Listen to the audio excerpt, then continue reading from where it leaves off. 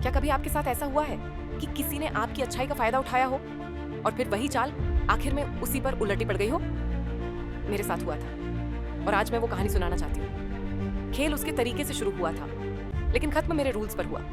Office में सबका अपना अपना स्ट्रगल होता है, लेकिन मेरा सबसे बड़ा संघर्ष मेरी एक फ्रेंड थी।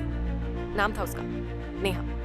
बिल्कुल वैसी लड़की जो चेहरे पर मासूमियत लेकर घूमती थी, लेकिन दिमाग में कोई और ही खेल चल रहा होता था। मैं हमेशा मेहनत से काम करने वालों में रही हूँ, सिर्फ अपना ही नहीं, दूसरों का काम भी अगर कोई अटका हो तो मैं मदद करती थी। पर नेहा वो मदद नहीं मांगती थी, बस धीरे से मेरा काम चुरा लेती थी। मैं रिपोर्ट तैयार करती थी, डेटा एनालिसिस करती थी, पूरी रात आंखें फोड़ती थी ताकि प्रेजेंटेशन टॉप क्लास बने। और अगली सुबह नेहा वही चीज़ उठा के बॉस को भेज देती थी और बॉस बोलते थे नेहा बहुत बढ़िया काम किया है, बहुत अच्छा। और मैं सिर्फ मुस्कुरा देती थी बाहर से। अंदर तो मानो किसी ने थप्पड़ मार दिया हो। शुरुआत में सोचा चलो पहली बार है, फिर हुआ दूसरी बार, फिर तीसरी, फिर ऑलमोस्ट हर बार नेहा सिर्फ मेरा काम नहीं ले रही थी, वो मेरी मेहनत, मेरी क्रेडिबिलिटी, मेरी पहचान उठा के अपने नाम पे बेच रही थी। और मजे की बात, वो ऐसे बिहेव करती थी जैसे मैं ही सबसे समझदार हूँ इस टीम में, बाकी सब तो बस टाइपिंग मशीन्स हैं। उसकी ये आदत बन गई थी, मेरी फाइल्स खोल के देखना, मेरे ड्राफ्ट्स पढ़ना, मेरे आइडियाज़ को मीटिंग में अपना बता देना।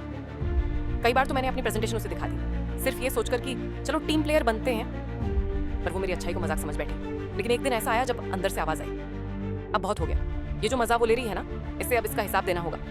पर सीधा लड़ना मेरे स्टाइल में नहीं था। मैंने सोचा अगर जवाब देना है तो ऐसा हो कि उसका गुरूर भी टूटे और उसकी चाल भी। और वहीं से शुरू हुई मेरी असली प्लानिंग। कभी कभी ना जब कोई इंसान बार बार आपकी लिमिट टेस्ट करता है तो फिर एक दिन आप वो बन जाते हो जो आप कभी थे ही नहीं। नेहा ने मुझे वहीं पहुंचा दिया था। अब सीधी बात थी, अगर मैं और कुछ नहीं करती तो ये सिलसिला कभी नहीं रुकता। नेहा हर बार मेरा काम उड़ाती और मेरा नाम मिटा देती। लेकिन इस बार चीजें थोड़ी अलग थी। हम दोनों को एक बहुत ही बड़ी प्रेजेंटेशन तैयार करनी थी पूरे हेड ऑफिस के लिए। सिर्फ हमारी टीम नहीं बल्कि दूसरे डिपार्टमेंट्स के लोग और टॉप मैनेजमेंट भी उसमें मौजूद होने वाले थे।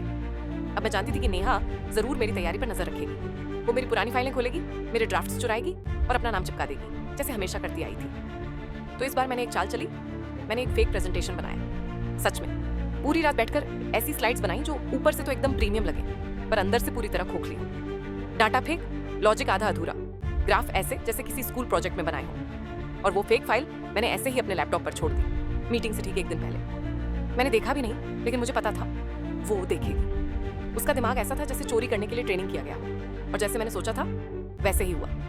अगले दिन सुबह सुबह नेहा आई और बोली कल तो बहुत थक गई यार, रात को प्रेजेंटेशन पे काम ही नहीं कर पाई। सौभाग्य से मेरे पास कुछ पॉइंट्स थे। और मैं मन में सोची हाँ हाँ तेरे पास पॉइंट्स थे ही, वो भी मेरे लैपटॉप से। अब बस इंतजार था उस मीटिंग का जहां सब कुछ सामने आने वाला था। मैं चुप थी, वो कॉन्फिडेंट थी, लेकिन उसे नहीं पता था इस बार जो उसने चुराया है वो असली नहीं, जहर है। मीटिंग शुरू हुई, बड़ी बड़ी कुर्सियां, बड़े बड़े लोग, टॉप मैनेजमेंट खुद बैठा था और प्रेजेंटेशन देने की बारी थी नेहा की। हाँ उसी नेहा की जिसने मेरी फेक फाइल चुराई थी। वो एकदम कॉन्फिडेंस में थी, आज जैसे ऑस्कर जीतने आई। लैपटॉप खोला, प्रोजेक्टर ऑन किया और स्लाइड्स चालू। मैं बस चुपचाप बैठकर देख रही थी, जैसे कोई थ्रिलर मूवी चल रही हो। पहली स्लाइड ठीक, दूसरी स्लाइड थोड़ी अजीब, तीसरी स्लाइड और भी अजीब। फिर जैसे जैसे वो आगे बढ़ी, पूरे रूम में लोग एक दूसरे को देखने लगे। ये डेटा कहाँ से आया? ये ग्राफ किस बेस पर है? इसका लॉजिक तो पूरी तरह गलत है। ये सवाल धीरे धीरे डिस्कशन नहीं, पूछताछ बन गया। नेहा के चेहरे का रंग एकदम उड़ गया था। वो इधर उधर देखने लगी, बड़बड़ाने लगी। एक्चुअली वो फाइल लास्ट मिनट अपडेट हुआ था। मुझे लगा कि लेकिन कुछ समझ नहीं आ रहा था उसे, क्योंकि जो उसने चुराया था वो समझ के नहीं, बस चुपचाप कॉपी किया था। बॉस ने एकदम सख्त आवाज में कहा नेहा ये लेवल की प्रेजेंटेशन अनएक्सेप्टेबल है, इस तरह का काम हम क्लाइंट्स के सामने नहीं ले जा सकते। और फिर बोली किसने क्रॉस चेक किया ये डेक? वो कुछ बोल नहीं पाई, आवाज ही नहीं निकल रही थी। उसका पूरा कमरे में सबसे चतुर वाला एटीट्यूड वहीं मीटिंग रूम में चकनाचूर हो गया। मैं अब भी चुप थी, लेकिन अंदर से बस एक ही चीज चल रही थी, खेल तो अभी बाकी है। नेहा की प्रेजेंटेशन खत्म हुई नहीं, ढह गई। मीटिंग रूम में सन्नाटा था और सबके चेहरे पर सिर्फ एक सवाल था, ये हुआ क्या अभी? बॉस ने नजरें घुमाई और बोले किसी के पास कोई बेटर अप्रोच है?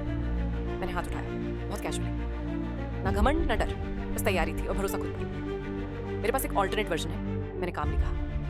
यूएसबी निकाली, स्क्रीन पर स्लाइड्स चली। पहली स्लाइड साफ, दूसरी स्लाइड डेटा पैक, तीसरी स्लाइड स्पष्ट शब्द, हर एक पॉइंट टाइट, हर एक नंबर सही। लोग पहले से ज्यादा अटेंटिवली सुनने लगे थे। नेहा वहीं कोने में बैठी थी, चुपचाप, जैसे किसी ने आवाज छीन ली हो। मैंने वो पूरी प्रेजेंटेशन ऐसे दी जैसे कोई जवाब नहीं, घाव दे रही हो। और आखिरी स्लाइड पे मैंने कहा ये एनालिसिस बेस्ड है पास्ट क्वार्टर के डाटा पर और सॉल्यूशन प्रैक्टिकली इंप्लीमेंट किया जा सकता है इस बजट में। सब शांत। फिर एक हल्की तालियां बजने लगी। बॉस ने सीधे मेरी तरफ देखा और बोले, वेल डन, यही चाहिए था, साफ सोच, सटीक काम।